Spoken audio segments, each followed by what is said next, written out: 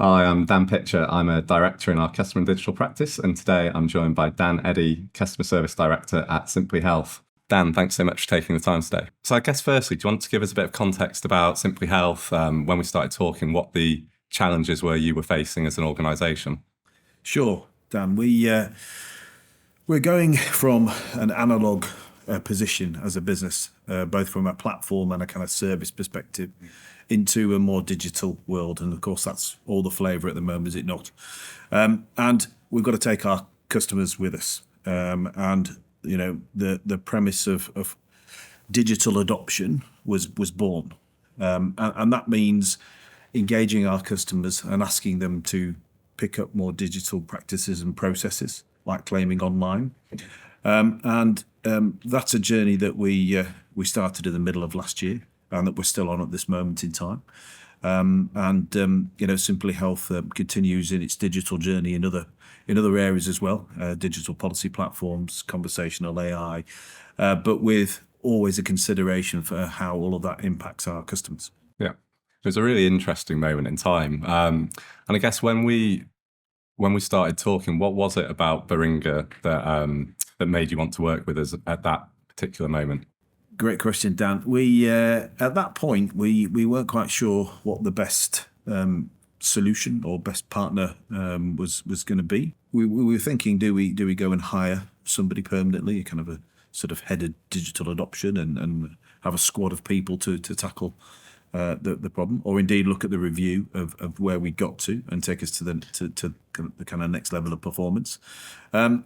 But then really, doing a bit of research and talking to colleagues out there in other industries in similar roles to mine, became apparent there was expertise, but not just expertise, but a way of working that we were able to leverage. And that became really clear when I started talking to your good self and Baringa and the Baringa team. It wasn't just the expertise, the fact that you'd done this with other organisations and can bring the kind of digital thought process to the table.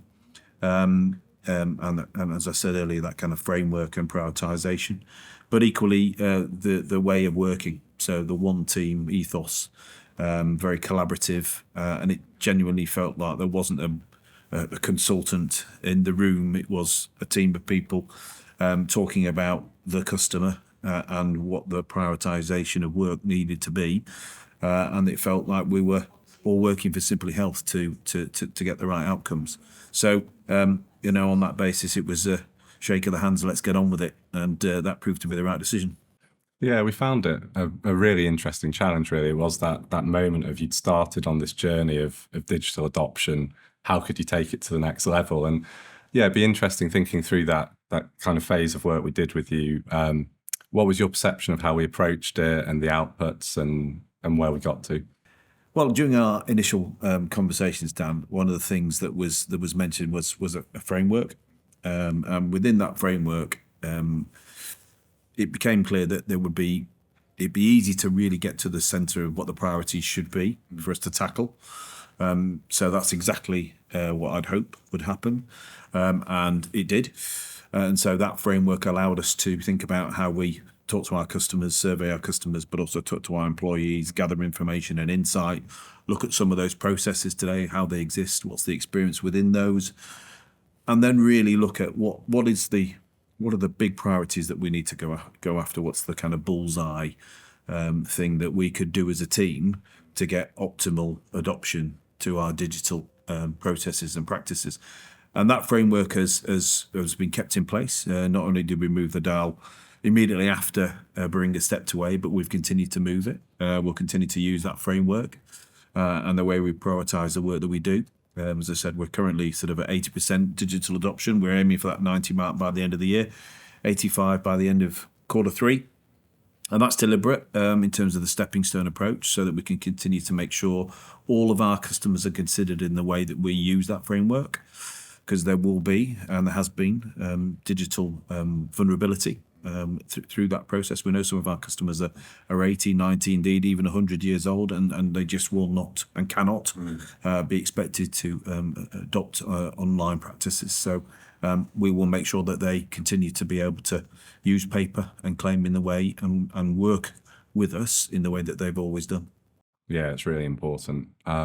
And I think back as well on that first phase we did, and another moment that stood out to me. You mentioned collaboration, but when we came together in that workshop and we went through the framework and we started to talk about what next, that felt like a really good moment of working together to come to a view of what the answer and the arts of the possible could be.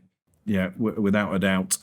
And if I pick out one process, which was the kind of digital claiming process, where the feedback through the framework had been that actually there was a little bit of, let's call it clunkiness from a customer user experience perspective, well, we were able to get to work with that straight away. And that's one of the things that's really moved that dial in terms of digital adoption, less blockers in terms of the seamless, frictionless experience that customers need when they go on an app and a portal to claim. You want that to be a few clicks, done, thank you, and move away. So, your feedback there really helped. And that's, again, an end-to-end map that we've been able to continue to follow. Yeah, no, I mean, I think we found it a really meaningful, impactful piece of work. And I guess just thinking about Baringa, and you've obviously worked with other consultancies in the past, was there anything in particular that stood out in terms of how we work that you particularly enjoyed?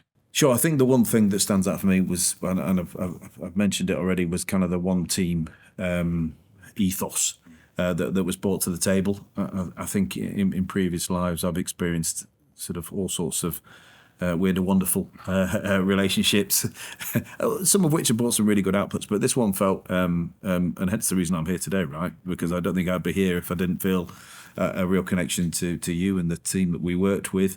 It felt very one team, right? There wasn't a Baringa and Simplyhealth. It was, right, okay, as a group of experienced and knowledgeable individuals, how can we get together and review the program of activity that we've delivered today, look at the output of what our customers and our employees are saying about digital adoption, and then how do we prioritise the next pieces of work that will, again, as I said, gain the most benefit. And of course, we've seen the dials move immediately on your sort of first outputs. We were able to shift the dial of 60% digital adoption to within 3 or 4 months to 70%. We now see that at 80% digital adoption as we come to the end of half year, the end of Q2, and that's exactly our target. And by the end of Q3, we aim to be at 85, and we'll continue to use the practices that you've helped us put in play. Yeah, I mean, I think it was really satisfying for us to see just how much impact we had so quickly. And I guess, yeah, looking ahead, what's next? I think you've touched on the kind of the impact that the work's had, but what do you see in terms of the path ahead and where you're focused? Well, sure. As I mentioned earlier, we've seen our results go from strength to strength. I mentioned 60% earlier in terms of the middle part of last year. That reached the heady heights of 70% as we came into the new year, and obviously picking up with yourselves, we've been able to shift that down now to 80% at half year. That's been able to follow through on some of the priorities that you helped us, I suppose, make really clear in terms of the work that we were doing. And I think, therefore, we need to continue to think about the customers that we are working with. Some of those are digitally vulnerable, as we would term them, or digitally reluctant. And I suppose the segmentation of who those customers are and the age and their viability to use digital processes and practices is something that we're incredibly mindful of. We'll treat the customers as they want and need to be treated. And if they want to continue to use paper, then we'll allow them to do so, whilst hopefully convincing the reluctant customers. Let's turn some doubters into believers, as it were, by helping and supporting them in the best possible way to pick up digital processes and practices. Yeah, I think that was a really nice part of the work, being able to find those, being very clear that we were protecting the experience for digitally vulnerable, and we were looking at ways to encourage adoption for more digitally reluctant, digitally native. It was it was a really good split. Brilliant. Well, Dan, thank you so much for your time. Really appreciate it. Really enjoyed it. Thank you. Thank you.